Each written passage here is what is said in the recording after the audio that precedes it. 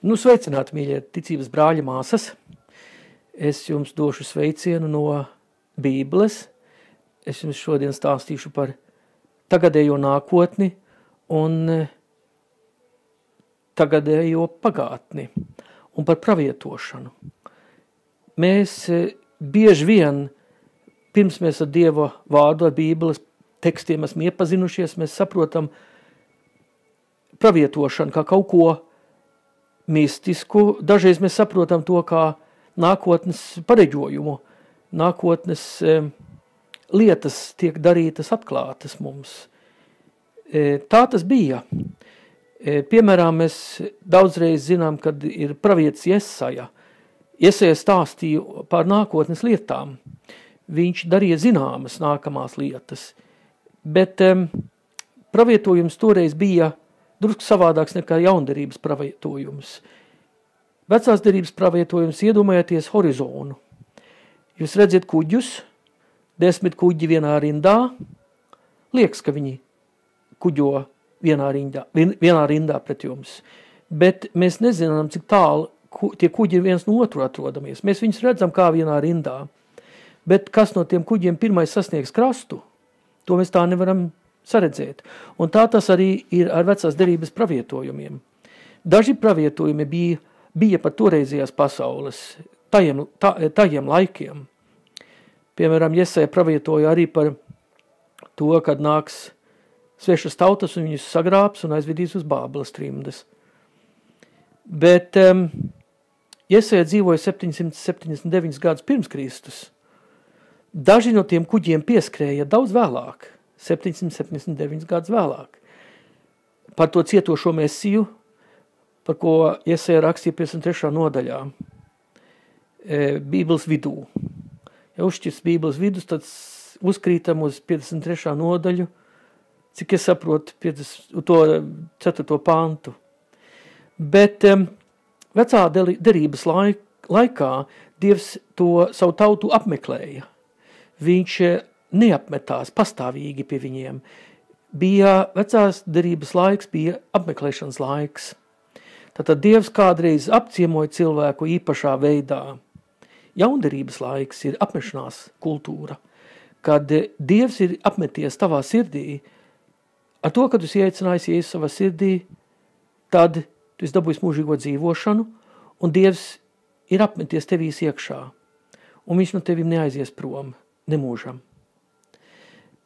Tas dara, kad, ja lasam jaunderības tekstus, mēs saprotam, ka mēs esam tagadējā nākotne.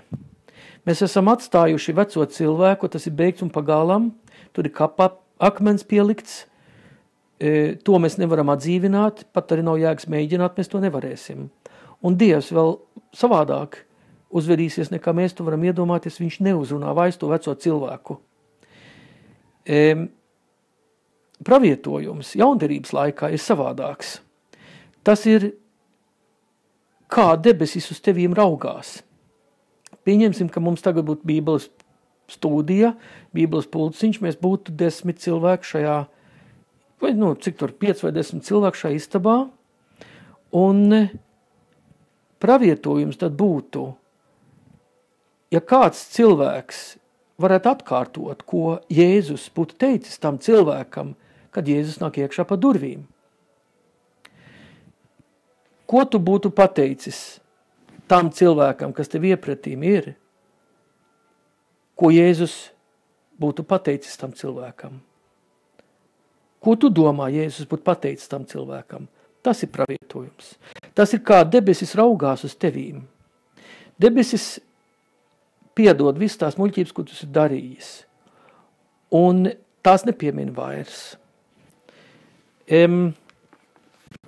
Mēs lasām Pāvilā 1. vēstuli korintiešiem 14. nodaļā.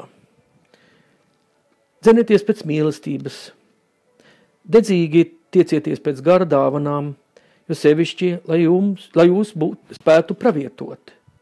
Kas runā mēlēs, runā nevis cilvēkiem, bet Dievam, jo neviens taču nesaprot, ko viņš garā runā noslēpumus.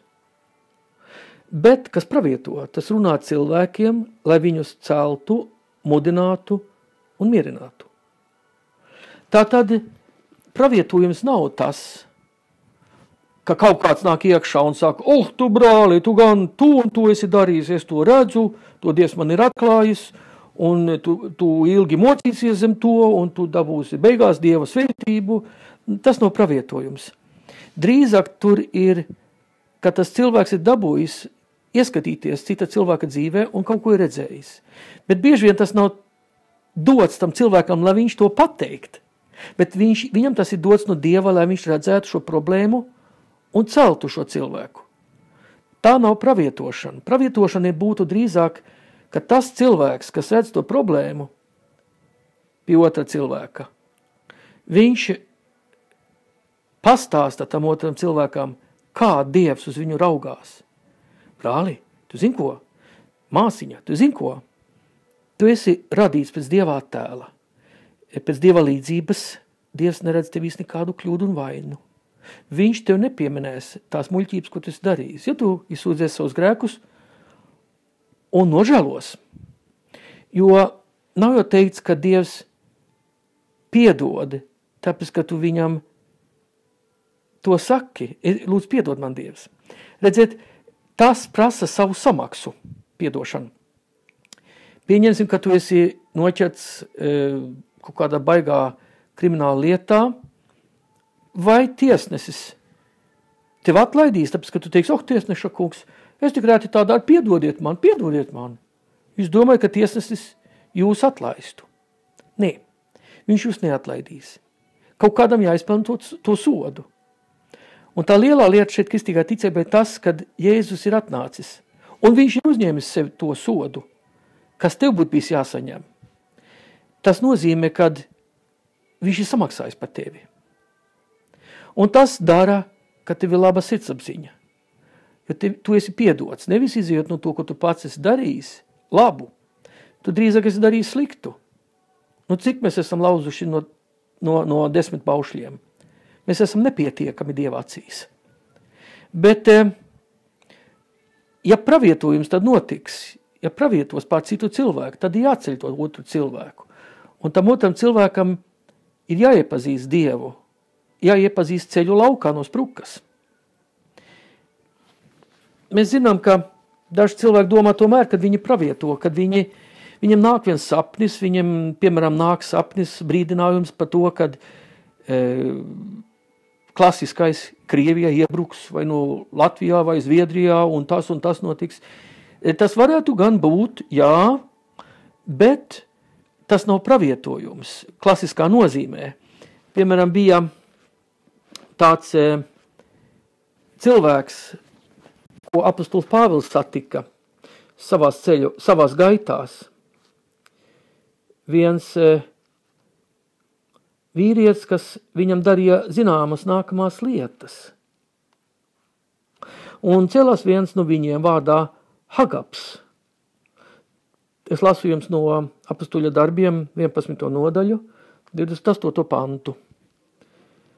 Un garaspēkā pavēstīja, ka liels bats nāks pār visu pasauli, kā arī notika Klaudija laikā. Viņš pavēstīja, un garaspēkā viņš pavēstīja.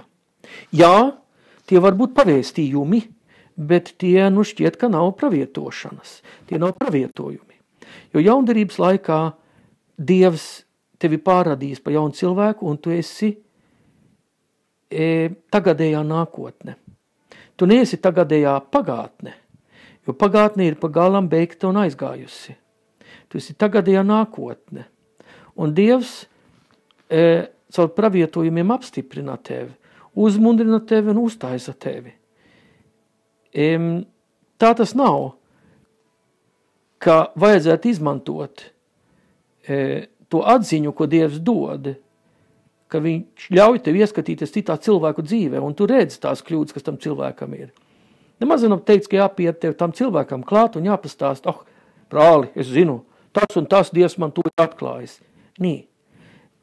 Bieži vien tas ir pateikts tikai tev, lai tu zinātu, ka tev ir jāceļ šo brāli laukā no ķezām. Tātad savādāk sanāk, kad mēs tenkojam viens par otru, mēs palaižam baumas, varbūt viņas ir pat patiesas tās baumas, bet neraugoties uz to, viņas patiesas ir vai nē, nav teikts, ka tev tās ir jāatklāja, jo ne visi cilvēki nav nobrieduši noklausīties visas patiesības. Pieņemsim, ka tev ir kaimiņos viens cilvēks, kas ir sēdējis cietumā, un viņš ir iznācis laukā. Tu ej un saviem citiem kaimiņiem pasaki, ka viņš ir sēdējis cietumā. Kā tas iespaido to pirmo cilvēku? Viņam tu esi sasitis iespējamību pie Dieva griezties pat arī. Bet tu esi viņam sabojājis noteikti sabiedrību. Tātad nav teikts, ka tev visiem cilvēkiem patiesības ir jāstāsta vai jāpasaka godīgi uz aci patiesības. Jo ar to var savainot un sabojāt citiem cilvēkiem gaitu ar Dievu. Bet tev jāatcerās to, ka pravietošana, ja tā dara nākamās lietas zināmas, tad tas ir tamdēļ, ka tu esi tagadējā nākotne. Un debesis uz tevīm raugās ar galīgi citādākām acīm. Debesis redz nākotni tev, un debesis redz jauku nākotni tev, jo Jēzus mājo tevīs. Un tev jāatcerās viena lieta, ka raksti stāsta par to, kad eņģeļi nokrita no debesīm un pavērtās par demoniem. 1/3 no visiem eņģeļiem palika pa demoniem, bet tev arī jāatcerās to, ka 2/3 palika pāri vēl, kas ir palikuši pa īstiem eņģeļiem. Un mums ir tēvs, debesu tēvs, un mums ir dēls, Dieva dēls, un mums ir gars, svētais gars. Tas nozīmē, ka tā nav taisna cīņa. Velns, viņam ir visas iespējamības pazaudēt. Tāpēc, kad viņš tikai lēto kauju un cīņu var pieļauties, viņam nav jaudas. Jaudas ir Dievam tēvam, dēlam un svētam garam. Un viņam ir šie kalpotāji gari, tie eņģeļi. Tātad nebīsties tuvoties nākotnei, jo Dievs tev paredzējis gaišu un jauku nākotni. Un ir solījumi, un ir pravietojumi. Nākotnes pareģojumi ir savādāki jaunderības laikā nekā vecās derības laikā. Jo tagad Dievs mājo tevīs, un jaunderības laikos mēs esam tagadējā nākotne. Un pravietojums tādā ziņā ir nākotnes pareģošana. Jo Dievs tev stāsta, kāds tu esi. Viss tas ir tevīs, ko Dievs stāsta par tevi. Bet, lai to īstenotu, tad neraudzies uz to, kas ir bijis. Apostols Pāvils arī teica, es atstāju to, kas aiz manis un stiepjos pēc to, kas ir manis priekšā. Lai Dievs tev svētītu, lasi Dieva vārdu. Iemācies pravietot. Iemācies darīt nākamās lietas zināmas. Tādas lietas, kas nāk no debesīm, kā Dievs uz tevi raugas.